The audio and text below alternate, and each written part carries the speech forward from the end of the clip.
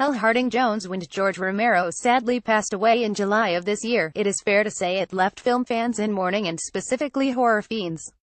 Famous for his flesh-eating and satirical trilogy, which would eventually become a six-film anthology by 2009, he was a filmmaker who refused to be pigeonholed, as the films in this set will attest.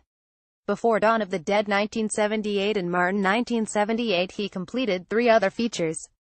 It is these: There's Always Vanilla 1971, Season of the Witch 1972, and The Crazies 1973, which have been lovingly restored and presented in a box set by those wonderful folks at Arrow Films and their video label.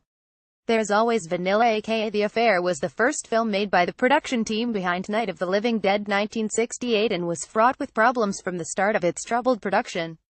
It is not so much a film directed by Romero. His style is barely recognizable than superbly edited, making the most of a flimsy plot. The film centers around a love story during the 70s in which sexuality was liberated and countercultural, clearly inspired by Mike Nichols' The Graduate 1968 and Larry Pierce's Goodbye, Columbus 1969, which had been released a few years before. Chris Raymond Lane loves Lynn Judith Ridley and she loves him until they don't. She's a commercial actress and he's struggling to find a niche following time served in the Army. The film was carved from a short show reel meant for Lane, a dead ranger for young Russell Crowe, and while the cross-cutting and juxtapositions are rather heavy-handed, and the first half feels somewhat aimless and labored, Vanilla's an interesting look at the experimental cinematic mood it captures in essence of the era. Granted, with some horrendously dated gender labels and stereotypes. There is a hint of the director during the sinister and sleazy abortion scenes in which canted camera angles and filters are employed and an ominous soundtrack plays. There's Always Vanilla, so named for the lead character's father's analogy for life. The more exotic flavors tend to be discontinued or hard to locate, you see, but there is always, well, you get the drift. The pretty metaphor within the ending, which we also see at the film's opening, brings it full circle and attempts to convey the alleged freedom and liberty of the decade, or perhaps it's also a state of mind you're only free if you believe you are. Pretty philosophical questions for a film that started life as a showreel. While the film is dated and technically flawed, it really captures a mood and authenticity of a period in the beginnings of a filmmaker and his team at the genesis of their craft. Season of the Witch, aka Hungry Wives, Awful, or Jack's Wife, working title, fares better. Made in 1972 and revolving around housewife Joan Mitchell Jan White and her eventual dabbling in the occult via the introduction of a few tarot card readings before accepting her place in a coven. What strikes most with this film is the sophistication in comparison to Vanilla. Still prevalent are some technical flaws, however, from the Bunyan and atmospheric opening to the depiction of female disillusionment within the narrative. This film is fascinating. It isn't necessarily about magic, but how a woman who wants more beyond marriage and motherhood wishes to embrace her independence and sexual prime, and take back some power through witchcraft, almost depicted here as a completion of womanhood. One can still its distinct influence on Anna Biller's fabulously feminist The Love Witch 2016.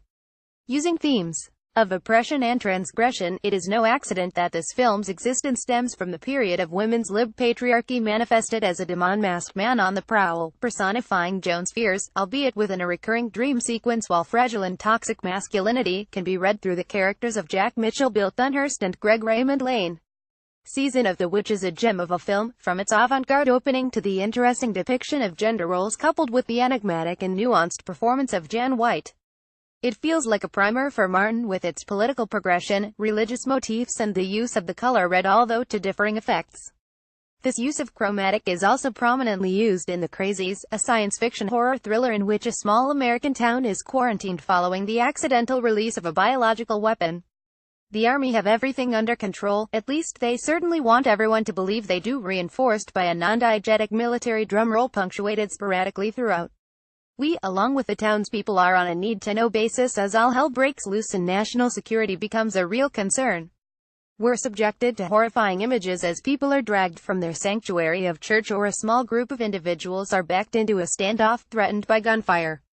Then, there's the scientist who makes a breakthrough with an antidote. The soldiers have all been inoculated first with what little antibiotics they have, only to be murdered, his vials of life-saving serum red again smashed around him. David W. G. McMillan and Judy's Lane Carol Ark pulls at the heartstrings, and, a few pacing issues aside, it is them we root for. Watching the films in this box set in chronological order shows a distinct progression in the New York native Carnegie Mellon alum's filmmaking. The man who made films, whether writing, directing or editing or a combination of all three instinctively, was politically progressive, possessed a sense of humor and rarely wrote characters that weren't multifaceted. He depicted a rare equality within male and female characterizations and did not exploit or resort to sex. Mr. Romero, George, you are sorely missed. This box set of his early works between Night of the Living Dead and Dawn of the Dead, See What They Did There, is replete with extras and special features and is a must-buy for any fan. He was still developing his style and craft, and the films may not strike as much of a chord as the ones that followed. However, there's still much to enjoy and appreciate. Season of the Witch and the Guillermo del Toro interview with George, which is a wonderful and joyous watch, are worth the purchase alone. My stuff is my stuff. Sometimes, it's not as successful as my other stuff, but it's my stuff. GAR, 2011, Special Features Limited Edition 60-page booklet featuring new writing on the films by Kat Ellinger, Keila Janice and Heather Drain, unavailable for review. Disc 1, There's Always Vanilla, brand new 2K restoration from original film elements, audio commentary with Travis Crawford, Affair of the Heart, The Making of There's Always Vanilla 2017, 29 minutes, a new documentary, with producers Russell Streiner and John Russo, sound recordist Gary Streiner and actors Judith Streiner, Nee Acute Ridley and Richard Ritchie. In this they discuss the film and the constant conflict and challenges faced during pre- and post-production, how it started, and the problems upon distribution. This is integral viewing after the film. It's a wonder it exists at all when considering the issues they had, not least with writer, riddle, enigma, conundrum Rudy Ritchie. Digging Up the Dead, The Lost Films of George A. Romero, 2005, 15 minutes archival interview with Romero, who discusses Vanilla and Season of the Witch. He describes the experience of the TAV as an awful experience and a film he cares very little about. In contrast, SOTW was a turning point for him and the set on which he learnt the most. It's a film he loves, not least because it was responsible for bringing his second wife Christine into his life. Her parents owned the house, which doubled for Jones, and those delightfully sinister-looking lamps depicted.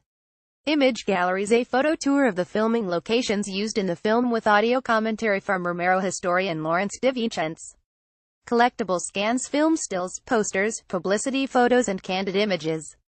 Trailer reversible sleeve featuring original and newly commissioned artwork by Giles Frank. KX Disc 2, Season of the Witch, brand new 4K restoration of the original theatrical version from the camera and negative, audio commentary with Travis Crawford, When Romero Met Del Toro, 2017, 55 minutes, filmed on the 8th of February 2016. This is George in conversation with megafan Guillermo.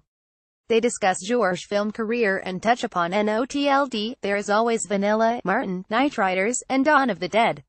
In addition, there's general meditations on politics, sex, religion and faith, filmmaking, distribution and artistic integrity. It's a wonderfully natural discussion. Two men sat on a sofa in Toronto talking about film, occasionally being interrupted by a chirping canary. The Secret Life of Jack's Wife, 2005, 16 minutes archive interview with the SOTW star Jan White, who discusses how she got the part working with Romero, her favorite scene, her body double and her sorrow at the lack of promotion and incorrect marketing of the film. She never acted again but holds a very deep love for the film, and her affection and admiration for George is evident. Alternate and extended scenes, 15 minutes. There are 9 scenes in all and incredibly old footage. It's understandable why it was mistaken for porn looking at these rough cuts. Alternate opening credits. There are 3 of these owing to the trio of names the film had: Jack's Wife working title, Hungry Wives title on release, and the name it should have had from the start, George A. Romero's Season of the Witch. Image galleries, a photo tour of the filming locations used in the film with audio commentary from Romero historian Lawrence DeVincenzo. Collectible scans, film stills, posters, publicity photos and candid images. Trailers, 2 trailers with the differing film titles. Reversible sleeve featuring original and newly commissioned artwork by Giles Frank. KX Disc 3, The Crazies, brand new 4K restoration from the original camera and negative, audio commentary with Travis Crawford. Romero was here locating The Crazies, 2017, 12 minutes. Lawrence DeVincenzo, we're well acquainted now. Following Disc 1 and 2 takes us on a guided tour of Evans City, PA and other locations used in the film, and a couple of others of George including NOTLD. It is a really interesting short documentary which makes the most of aerial shots, archive photos and film clips. The split screen is helpful, showing us the differences between 1973 and 2017. Host Larry is very knowledgeable and pleasant enough, and it is well made. Crazy for Lynn Lowry 2017, 15 minutes. A new interview with Lowry in which she discusses her early career and the circumstances which led to her casting in I Drink Your Blood 1970, The Crazies, and, of course, Shivers 1975. QA with Lynn Lowry 2016, 35 minutes, conducted at the 2016 Abertoir Film Festival in Aberystwyth. A surprising, even unnecessary addition to the disc, especially given the previous interview and the fact that Lowry isn't even a leading role in the film. A shame it wasn't with Romero instead.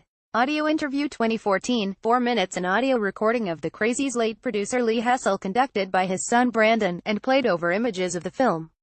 During it, Hessel talks briefly about the film's change of name and how much money he lost on the production. Rare unseen footage. 6 minutes. Rare 8mm behind-the-scenes footage with optional audio commentary by Romero historian Lawrence DeVincenz. It's a delightful few moments which I would recommend you watch while listening to the narration. Alternate opening credits. The original title is emblazoned on the screen in this alternate credit title, codenamed Trixie Q Laughter. Thank the Lord, George stuck to his guns, and had it changed. Image galleries. A photo tour of the filming locations used in the film with audio commentary from Romero historian Lawrence DeVincenz. Collectible scans, film stills, posters, publicity photos and candid images. Trailers. 2 trailers with the differing film titles. Reversible sleeve featuring original and newly commissioned artwork by Giles Frank KX. Last updated 12112017004349.